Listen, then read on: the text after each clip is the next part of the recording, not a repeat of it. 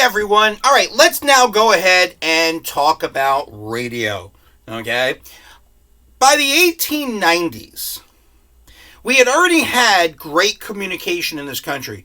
Thanks to, first you had the telegraph, which really helped out with newspapers. And then, of course, you had the telephone, 1876, Alexander Graham Bell.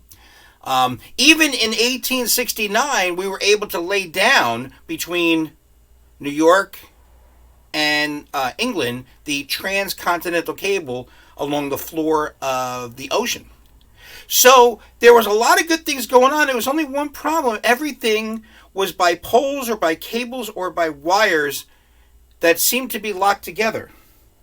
But yet, what did we not have communication with?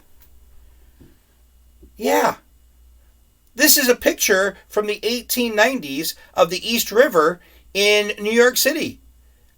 There's a lot of ships. And shipping, of course, by the 1890s was a major way that we transported people, that we transported goods, especially as from 1890 to 1920, that is the golden age of the mass immigration that we had come to this country that went through Ellis Island. So we needed somehow some way to communicate. Well, one guy in particular shows up in 1899. This guy here from Italy, his name is Guglielmo Marconi. And what Marconi introduces to America is wireless radio.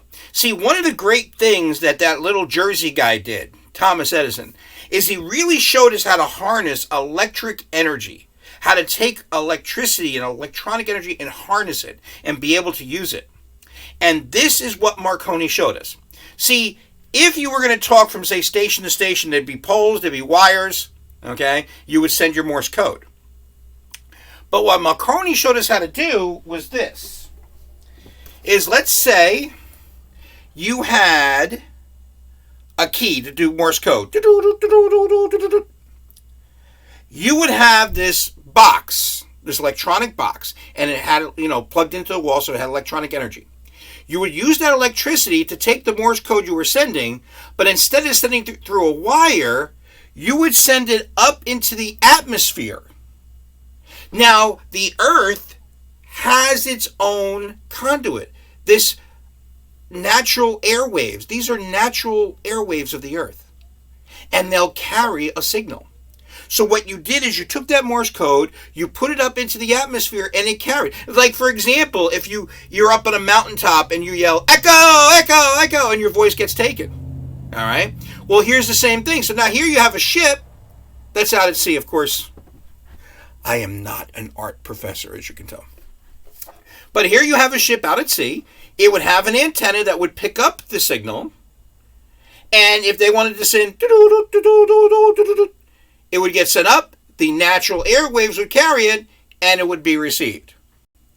Now, what this is referred to as, in 1899, is called, I want to hide it here, amplitude modulation.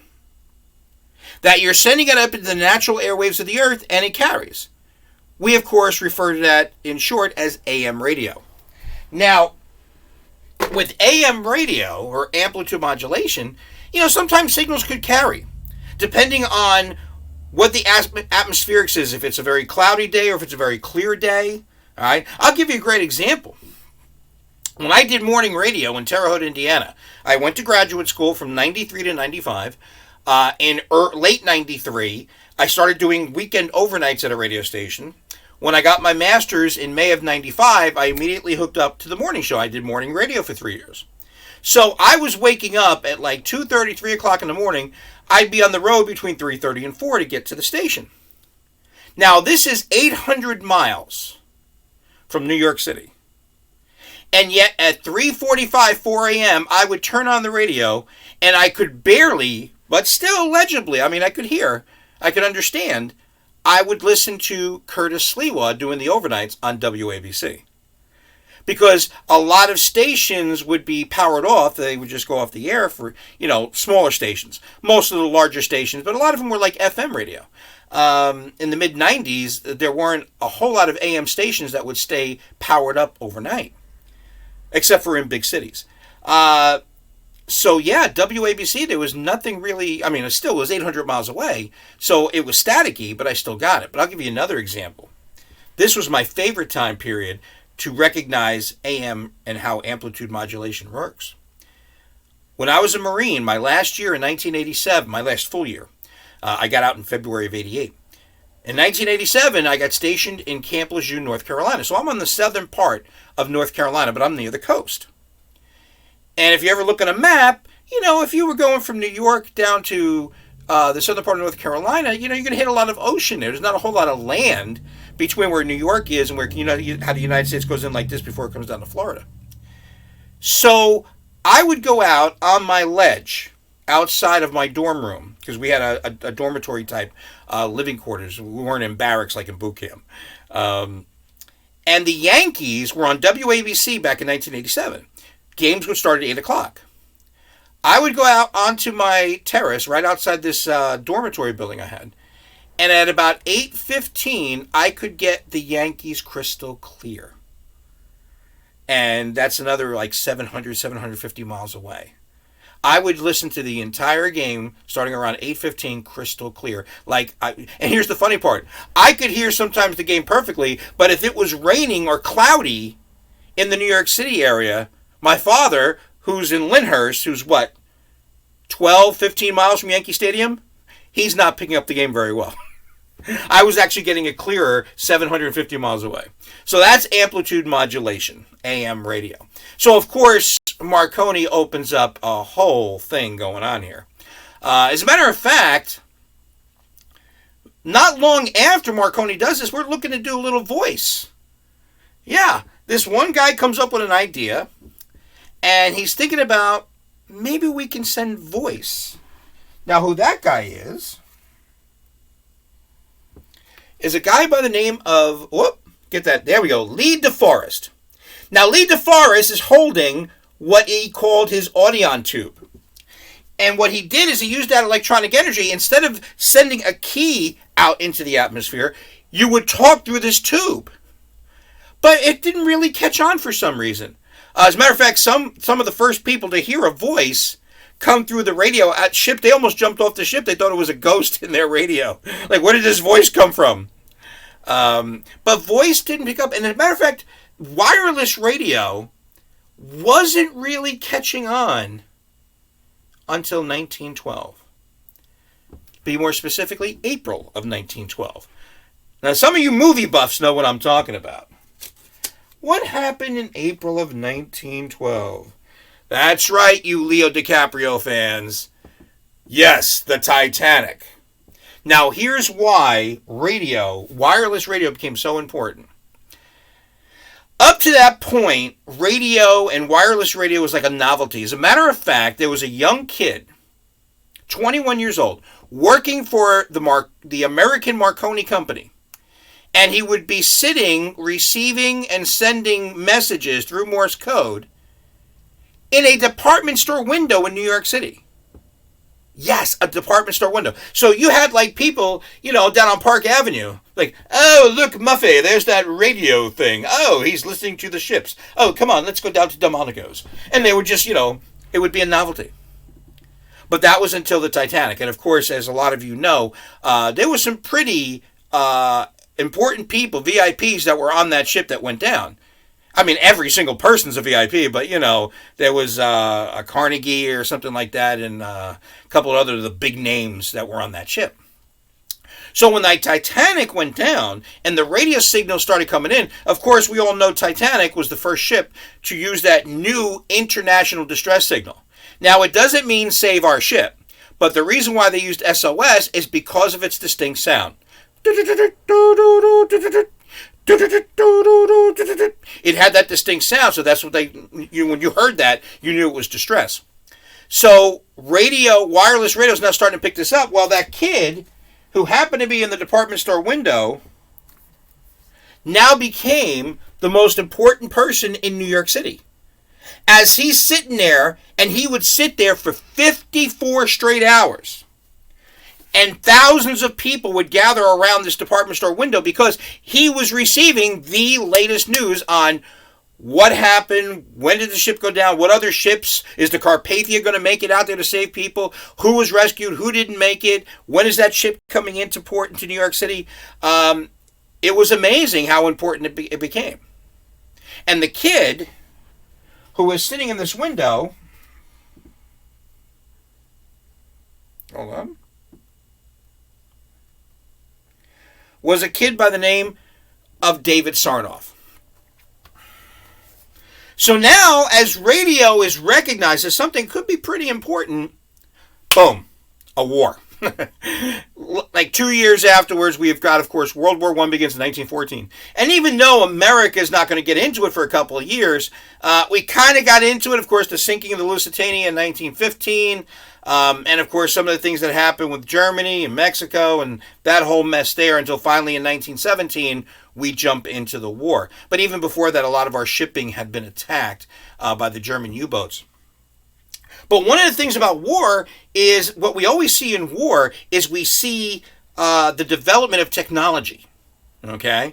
And of course, wireless radio was being developed greatly. As a matter of fact, to give you an example, if you look at like World War II, some of you have probably seen the famous World War II movie Saving Private Ryan. Okay? When they land on Omaha Beach, okay, they're using the precursor to cell phones, wireless phones. Okay? From the beach to talk to the ships, that kind of thing. So anyway, so now World War I ends in 1918. Now all this technology that's been developed, now it can be made towards people. How would you like if you could now have a radio receiver in your home, not just on ships, not just in buildings, but in your home. And when someone else would play music over the airwaves, you could receive it at home. If there was a comedian or a speech that was given, let's say the President Wilson in 1919 is delivering a speech, you don't have to go where he's speaking. It could come through the radio and you could listen to it at home. Well, that's when, in 1919, we see the development of the first company that's going to build radio receivers for you to have at home. And in 1919, that company was called the Radio Corporation of America, otherwise known as RCA. And the founder and president of that company? David Sarnoff.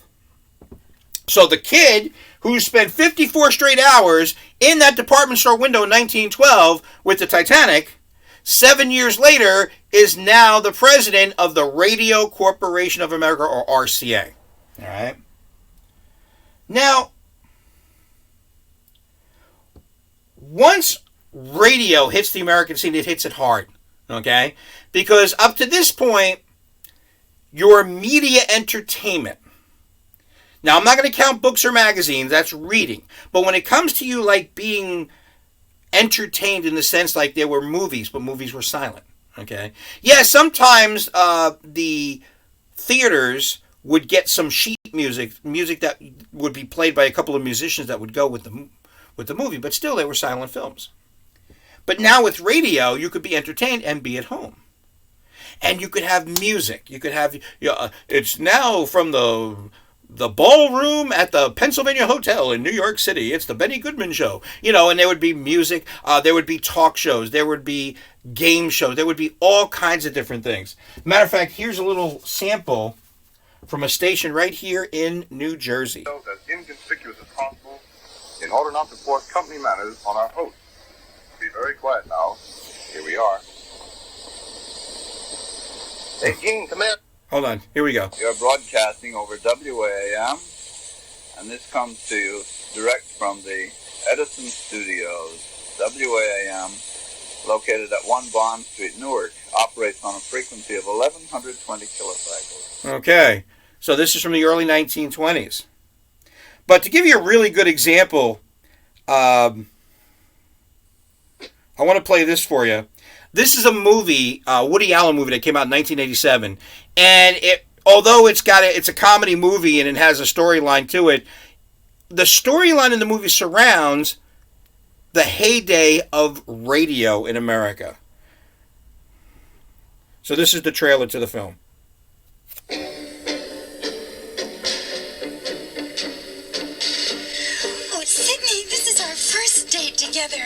you know how I feel about you.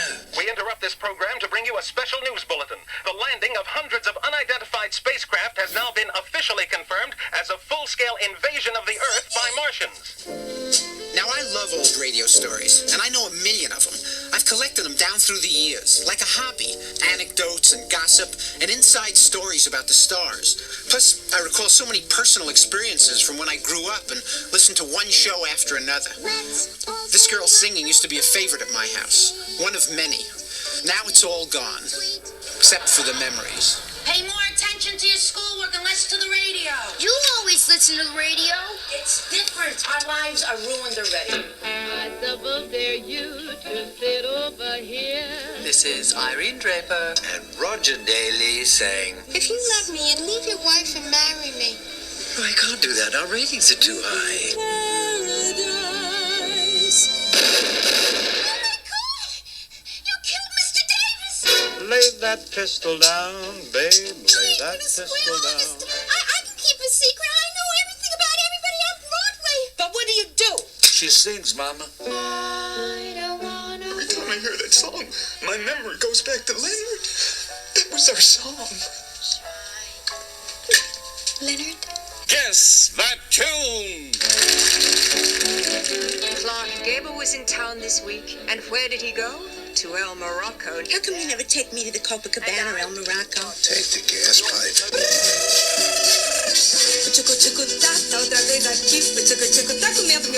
There are those who drink champagne at nightclubs and those who listen to them drink champagne on the radio. I never forgot any of those people, or any of the voices we used to hear on the radio. Be sure and tune in tomorrow for another adventure of the Masked Avenger, when he flies over the city rooftops and we all hear his cry, "Beware, evildoers, wherever you are." So there's the trailer for Radio Days, and what I like about that trailer is you see so many different types of shows that used to be on radio. And not only that, but like with game shows and even some music shows, variety shows, there would be a live studio audience in the radio audience. Oh, hold on. Gotta stop that. So it was pretty amazing to see how radio just really blew up. Now, one of the interesting things about radio is, radio's kind of expensive. When you like say have a 50,000 watt station like most of New York City radio stations are, where we are, and you power it on 24/7, that's an electric bill like you wouldn't believe. Even in the 1920s, the electric bill for one day at a radio station is almost equal to what your parents pay for the entire year for your home today. And that was back in 1925 or 1926. Very expensive. And, it took until 1922 when they realized we're going to have to go ahead and find a way to pay for this. Well, there was a station that was owned by David Sarnoff. It's called WEAF. It would later become, WFAN in New York City. I think some of you know that one. So WEAF AM in New York City in 1922 was the first station to actually have advertising.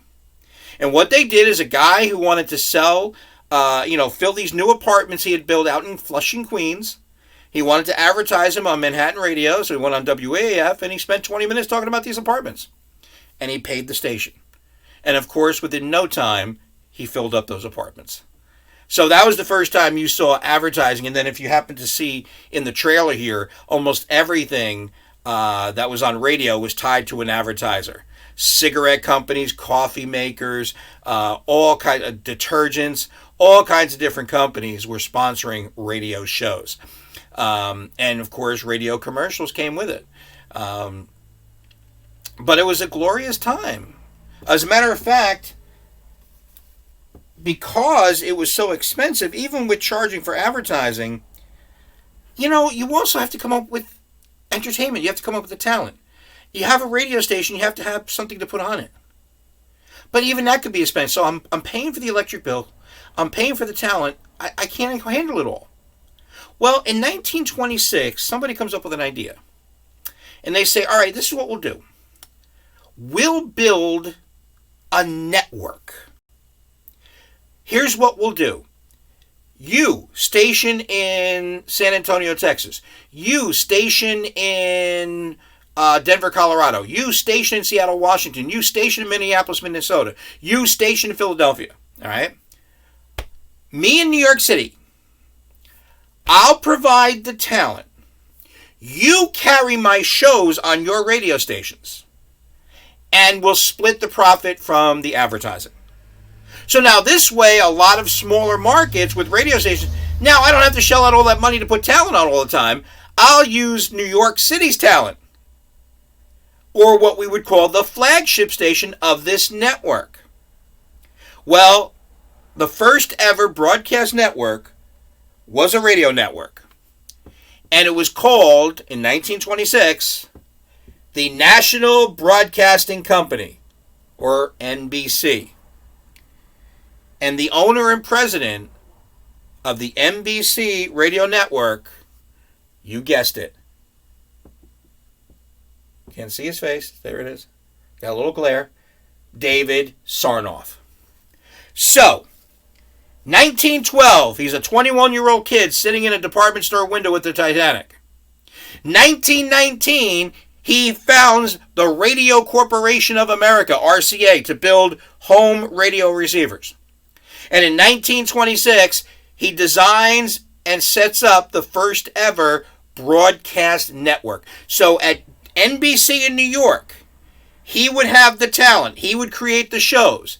Stations around the country would then carry his show, so those stations wouldn't have to pay for talent, and Sarnoff would split the profits from their advertising.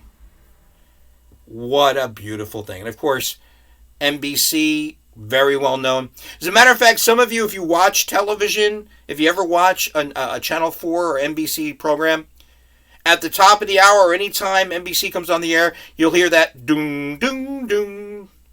That was started by David Sarnoff. That would be sent down to the affiliates, because what they would do is at the 55 of every hour, they would leave that for the local stations for advertising. So Sarnoff would send his signal down the line, whether over the air where they would pick it up through antennas or through cables. He would send out programming for 55 minutes. In that last 5 minutes, you could have local news, local advertising, and then with about 10 seconds before the top of the hour, he would signal to the affiliates, doom, doom, doom, that we're coming back on the air at the top of the hour, the network, the NBC network. So, radio was in its prime.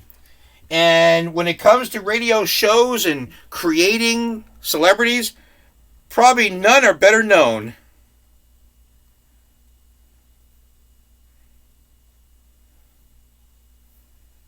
Hold on, let me...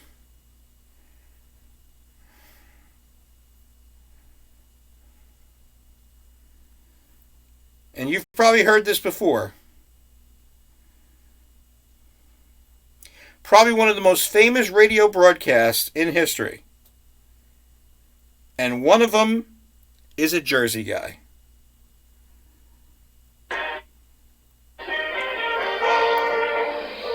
Well, Costello, I'm going to New York with you. You know, Bucky Harris, the Yanks manager, gave me a job as coach for as long as you're on the team. Look at it. If you're the coach, you must know all the players. I certainly do. Well, you know, I never met the guys, so you'll have to tell me their names, and then I'll know who's playing on the team. Oh, I'll tell you their names, but you know, strange it may seem, they give these ball players nowadays very peculiar names. Funny names? Strange names, pet names, like Dizzy Dean and Daffy Dean. I'm their French cousin. French? Gouffé. Gouffé Dean, oh, I see. Well, let's see, we have on the bags, we have who's on first, what's on second, I don't know who's on third. That's what I want to find out. I say, who's on first, what's on second, I don't know who's on third. Are you the manager? Yes. You going to be the coach, too? Yes. And you know the fellow's name? Oh, I should. Well, then who's on first? Yes. I mean the fellow's name? Who? The guy on first. Who? The first base. Who? The guy playing first. Who is on first? I'm asking you who's on first. That's the man's name. That's whose name? Yes. Well, go ahead and tell me. That's it. That's who? Yes. Look, you got a first baseman? Certainly. Who's playing first? That's right. When you pay off the first baseman every month, who gets the money? Every dollar of it. All I'm trying to find out is the fellow's name on first base. Who? The guy that gets the money. That's it. Who gets the money on first base? He does, every dollar. Sometimes his wife comes down and collects it. Whose wife? Yes. Look, all I want to know is when you sign up the first baseman, how does he sign his name to the contract? The guy. Who? That's how he signs it. Who? Yes.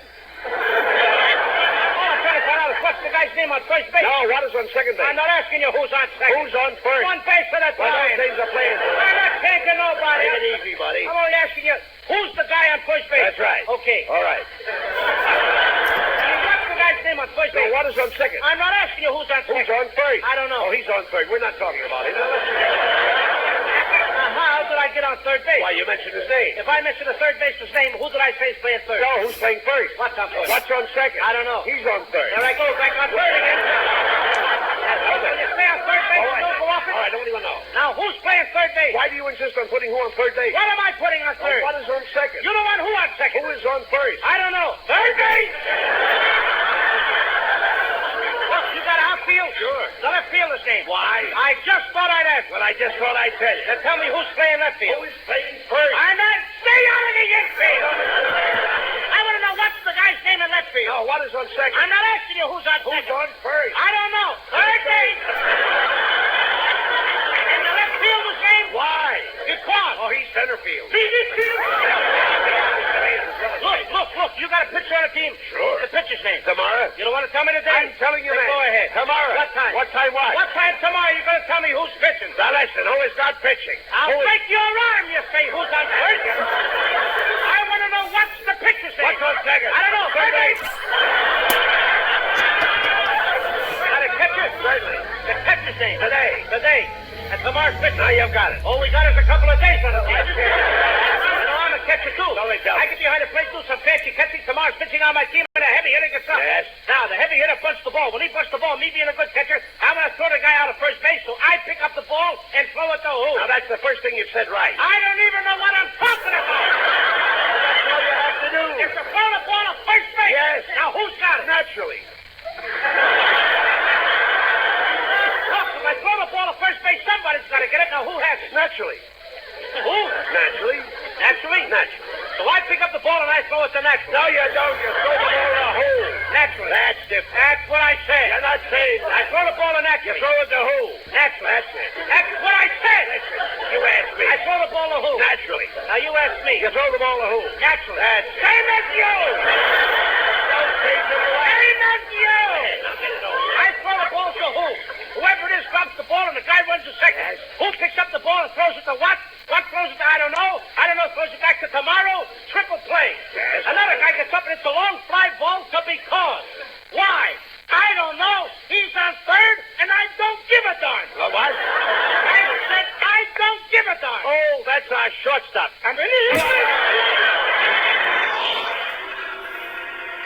From 1941, one of the most famous radio broadcasts ever. Sounds like my town might be burning. That's, of course, Abbott and Costello, Lou Costello from Paterson, New Jersey, who's on first. As a matter of fact, it says here, and I remember this too, they would later do a movie called The Naughty 90s in 1944.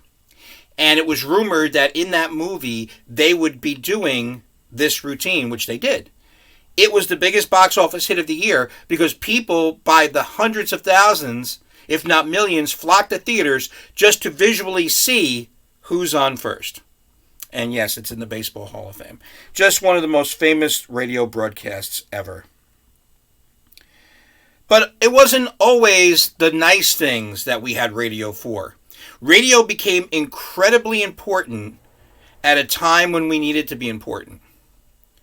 September 1st, 1939, right in the midst of the great radio age. Germany invades Poland. A couple of days later, France and England declare war on Germany. World War II has begun. And although America was not in the war yet, it was very important for us to know what was going on. Especially after, for those of you who have seen the most recent movie, which was amazing, called Dunkirk. Okay? And then, of course, the one that where the actor won the Academy Award for Best Actor about Winston Churchill. All right? When France fell in May of 1940, England was alone. And the only thing that stood between Nazi Germany and America was England. So now, of course, the Battle of Britain begins. And this was important. So it was very common for people in America to get near their radios and start listening to this. I'm standing on a rooftop looking out over London. At the moment, everything is quiet. For reasons of national as well as personal security, I am unable to tell you the exact location from which I'm speaking. Off to my left, far away in the distance, I can see just that faint, red, angry snap of anti-aircraft bursts against this steel blue sky. But the guns are so far away that it's impossible to hear them from this location. On the CBS radio network, this was a young guy by the name of Edward R. Murrow. And what he would do, he was prefacing his broadcast by saying, "This is London." And what he would do on almost a nightly basis, he would report on the battles, the bombardment of the Nazis of England and of London and other parts of England. And it was very, very tense. It was a tense time in America because we weren't at war yet, but what was going to stop these Nazis? What was going to stop Germany? And this became a big part of broadcasting history. As a matter of fact, if you go to New York City today and you go to West 57th Street where CBS is headquartered, it's the Edward R. Murrow building. Many universities who have a broadcasting or journalism school, it is the Edward R. Murrow School of Broadcasting or Edward R. Murrow School of Journalism. And a lot of it had to do with those reports that he gave us from London. Now, I have said before, and I really don't, I don't want to go too long with our video today, but, so much radio history to go over. I've said this before, and I said this during the newspaper chapter. I have served this country very proudly as a United States Marine. I still serve working with veterans groups and other groups. And I'm very patriotic, and I love this country and what it's done for me. But we're not perfect. And believe it or not, during the golden age of radio, which was from 1920 to 1946, right before television starts to arrive on the scene, during that time, no other radio program, none, was bigger or more popular in the United States than this program right here. So, fellow members, I am proud to pay tribute to our brother here on the platform, Mr. Andrew H. Brown, who has been in our lodge for 20 years. Before Mr. Brown applied for membership with our lodge, the census of opinion was that Andy was a bum. He didn't have no money. He didn't have no business. He never knowed where he was going to sleep from one week to the next. Now, let's look at him now and the progress that he has made in the last 20 years. Today he is, I would say, well, he is, he's a fine, healthy-looking man. So, Brother Andrew... Okay. What you heard was a clip from the most popular radio show in the history of America. It ran from like the early 1920s right up until 1946. And it's the most popular radio show in the history of America. Unfortunately, it was the Amos and Andy show. Amos and Andy were these two black guys down in the South who were just happy-go-lucky, but never making any money, always trying to get into get-rich-quick schemes. Amos and Andy would try to do this with their friend who was just speaking, and that, of course, was the Kingfish. Now, all the characters that were being voiced, of course, if you heard with the Kingfish, a lot of, incorrect English and broken dialect and not sounding very educated. And that's what Amos and Andy were. And as a matter of fact, as you could even see from this publicity shot that's on YouTube, okay, the voices were voiced by two white guys, and when they did publicity shots, they were in blackface. You can see this picture too. Hold on, let me just get through this ad. What's your name? Okay. I mean, look at that publicity shot of Amos and Andy. Okay. It's two white guys in blackface. Ladies and gentlemen, and welcome to the... One of the more interesting things was that when television came along, in 1950, they created an Amos and Andy television show. Now, of course, these two old white guys couldn't go into blackface, because even by that time, blackface was really being, rightly so, was being discouraged. So they had a black cast, and it was one of the weirdest things you'll ever see on YouTube. is the two white guys who created Amos and Andy and did the voices on radio all those years, introducing to a press junket the Amos and Andy who would now be on television, which of course had to be real black guys. It's just a very strange, weird thing to watch. And as a matter of fact, there are Amos and Andy on YouTube. How they got some of these recordings, I have no idea, because as it was well known, is after the success of his sitcom in the 80s and 90s, Bill Cosby bought up all the recordings of the Little Rascals and Amos and Andy and supposedly has them locked inside of a vault and never to let them release. I guess there were some recordings that had already been out, or people had saved them for who knows how long. Not exactly the brightest spot in our history. Tough thing. Anyway, so now after World War II, television is about to arrive. Television starts to take all of those talented people away from radio to television. Because remember, radio, when you had a radio schedule, you would have, like, let's say it's WNBC or let's say WBLS, okay? You would have for an hour a talk show, and then another hour a game show. Another hour would be a kids show. Another hour would be a certain type of music. Another hour might be another type of music. An hour would be news. Another hour might be a cooking show on the radio. Another one could be a sports talk show. I mean, that's what each radio station had in their lineups. But once all that disappeared onto television, as we talked about in the sound recordings chapter, now radio and sound recordings come together. And they make this pact that now radio, its primary programming format would be recorded music. But how do you fix that? How do you decide? How do you determine? Well, this guy from Dallas, Texas, comes up with the idea. This guy is Gordon McClendon. And what McClendon came up with was the idea for format radio. Now, he was a programmer of 5 radio stations in Dallas. So this is what he did. He said, all right, radio station number 1, you play nothing but country music. Radio station number 2, you play nothing but pop standards. Radio station number 3, you're nothing but news and talk. Radio station number 4, you're classical music. Station number 5, you're jazz music. And that's what he created. And that's what we still have today. I mean, if you want to hear a Garth Brooks country song, I don't think you're going to find it on Hot 97, are you? No, because that's not the type of music that they play. And of course, a lot of these radio stations are still with a particular type of form. You're not going to hear an hour of, hot R&B, and then an hour of country, and then an hour of, adult contemporary like Light FM. And no, everybody has their own format, and they stick with it. So what McClendon created is still in effect today. Now, unfortunately, one of the things that did happen with this is as we go into the 1950s, remember we talked about this in sound recordings. You get into the 50s with Elvis and doo-wop, and then of course that beach music sound and Motown, okay? If you could get your record played on the radio, especially in New York City, boy, that could make the record company a lot of money. So what they would do is sometimes the most powerful person in America was a $9,000 a year radio DJ. And this guy became the most powerful.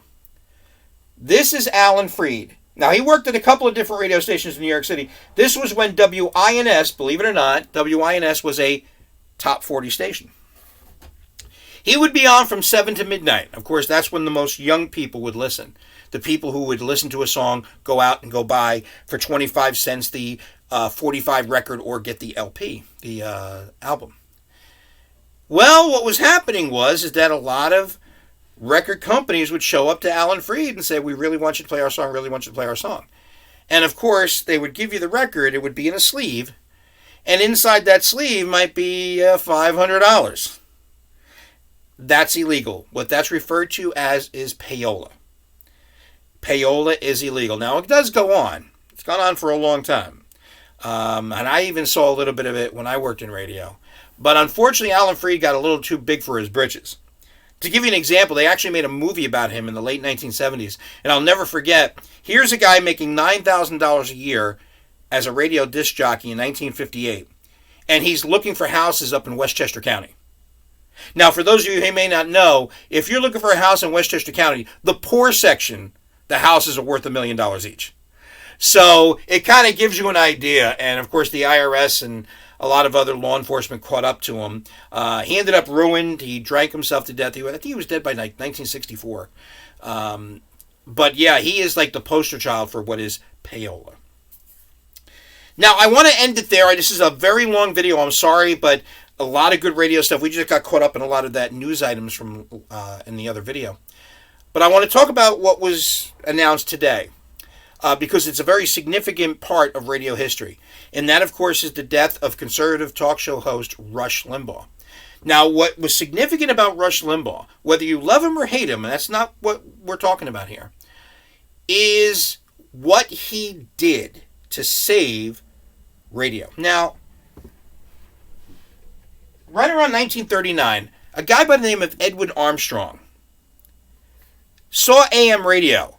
Kind of noticed what happened like with my dad, where, you know, people 100 miles away could hear a signal on AM radio, but if you were 5 miles away and it was cloudy or rainy, you couldn't pick it up. All right? Amplitude modulation sometimes relied too heavily on the atmospherics. Edwin Armstrong in 1939 discovered frequency modulation. Now, what this was is that you took that 50,000 watts, but you sent a straight shot out. And what that meant was is that anywhere within 50 miles of that transmitter, you'd get the station clearly. But once you got past 50 miles, then you, of course, would lose the signal. And frequency modulation, or FM radio, was much clearer. And you guys know that if you ever listen to your FM radio and you're going down the shore, yeah, if you're in Point Pleasant, you could still get Hot 97 or BLS. But once you get down the seaside, or especially Long Beach Island, you lose all the FM stations. You're now going to start picking up the Philly stations, which, Philly stations. Anyway, so what was happening is by the late 1970s, early 1980s, a lot of radio went heavy FM, frequency modulation. The signal was just it sounded so much better.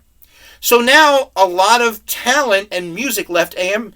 To give you an example, in 1978, the two most popular radio stations in New York City, which were top 40 music stations, was AM WABC, AM WNBC. Yet by 1981, WABC dropped music completely. Later on, also would WNBC. Okay, they would drop music in the mid-1980s. All right, so now what's going to happen with AM radio? Well, two things come along significantly, and it started in New York City and spread across the country. Number one, in 1987, we saw the founding of WNBC changing its call letters to WFAN. Sports Radio, 66. And in 1988, WABC, which had been floundering, not really sure what it was going to do with the format, was doing some talk, was doing some news. They started to go with, from 12 to 3 every day, a conservative talk show host based out of Missouri. They brought him to New York City, and his name was Rush Limbaugh. And Rush Limbaugh immediately became immensely popular. And he had, by the time he was at his height, had 600 radio stations all across America and around the world carrying his radio program, averaging between 20 and 25 million listeners daily, even up until just a few weeks ago when he had his last broadcast. Now, what was it that saved AM radio with both conservative talk and sports talk? What do those two have in common that helped to save AM radio? Well, if you happen to listen to those two formats, what's the most common theme between conservative talk and sports radio? The listeners participate. The listeners are part of the show. So when people get to call in, okay? I mean, if you're a Jets fan, boy, you can't wait on Monday morning to get on the phone and call FAN all day and talk about how the Jets got to fire their coach or get rid of their quarterback, all right? But in the same thing with conservative radio is people would want to call in and say, you know, Rush, we need to do this. Rush, this country's going this way. This country going that way, blah, blah, blah. So for 33 years, he had an average of 20 million listeners every single day from noon to 3. So that's why the announcement of his death today was a significant moment in radio history, because he, along with sports radio, helped to save AM radio. Because otherwise, especially in New York City, 1987, before WFAN came out, I mean, AM radio's dead. No ratings, no good programming at all. And those two, especially Rush Limbaugh, helped to save AM radio. All right, guys, you've got your quiz attached to this. I'm sorry it's a little long, but hopefully it was a little entertaining. And you could always go onto YouTube if you look in your chapter and they talk about some old radio programs, and you can catch it. Yeah, even radio you can catch on YouTube. Your quiz is due by Sunday night, 8 p.m. Also, a quick reminder, hopefully you're working smooth and steady on your research papers. All right? Have a good one, and we'll see you Monday morning.